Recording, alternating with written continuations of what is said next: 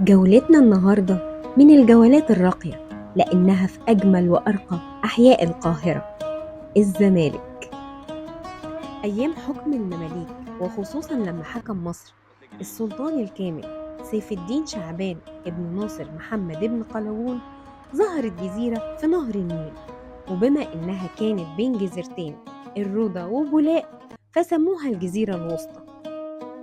ولما محمد علي باشا جه مصر وهو في الأساس من أصول ألبانية، عجبته الجزيرة جدا وسماها زملك على اسم مسقط رأسه في ألبانيا. وقرر محمد علي باشا يبني على الجزيرة قصر كبير اللي بقى حاليا نادي ضباط الشرطة.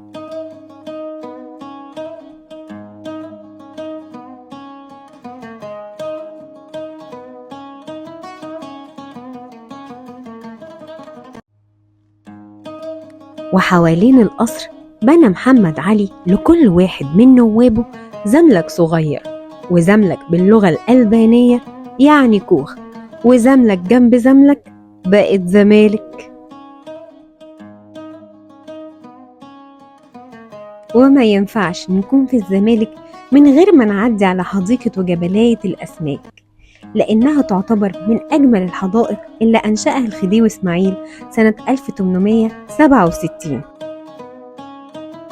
وحديقة الأسماك مصممة بحيث إن يكون مدخلها شبه خياشيم السمك، واللي اتصممت على شكل ممرات طويلة جدا اللي اتصممت على شكل شعاب مرجانية.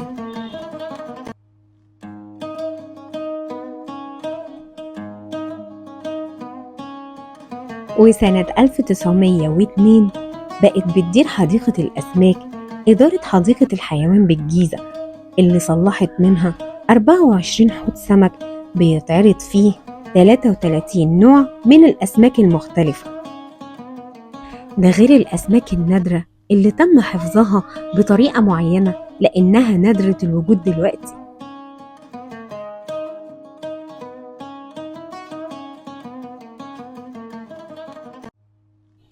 ده غير بقى الأقسام اللي فيها سلاحف نادرة برضو محتفظين بيها لحد دلوقتي لأنها انقرضت. طب انتوا عارفين بقى إن جزيرة الأسماك اتسمت كده بسبب وجود عدد كبير جدا من الصيادين حواليها، وكانت المنطقة دي مشهورة بصيد السمك. حقيقي الوقت في حديقة وجبلاية الأسماك ممتع جدا. ومن بره جبلاية الأسماك فيها مسطحات خضراء مشهورة بأشجار نادرة.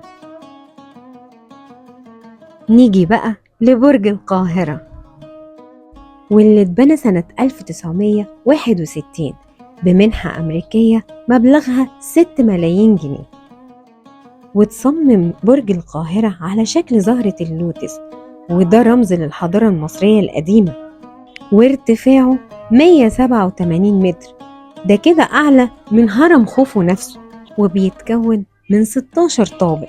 برج القاهرة كان ليه اسمين، الأمريكان كانوا بيقولوا عليه شوكة عبد الناصر، أما المصريين كانوا بيقولوا وقف روزفلت.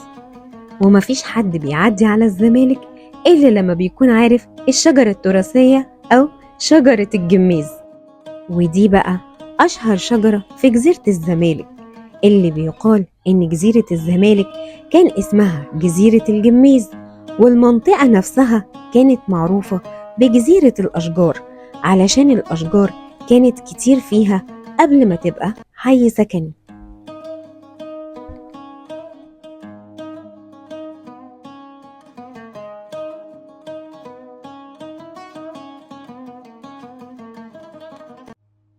وبالرغم إني زملكاوية ما كانش ينفع أن نتجاهل نادي القرن، النادي الأهلي.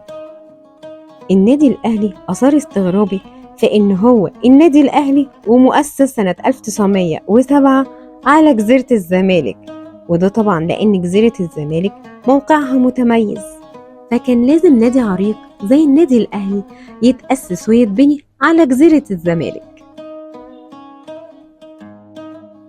وعلى أرض جزيرة الزمالك اتأسس قصر عائشة فهمي، دي بنت علي باشا فهمي رئيس الديوان في عهد الخديوي إسماعيل. وده غير طبعا دار الأوبرا المصرية اللي مش بس بتضم مجموعة من الفنون، دي كمان فيها استعراض ومعارض ثقافية كتير.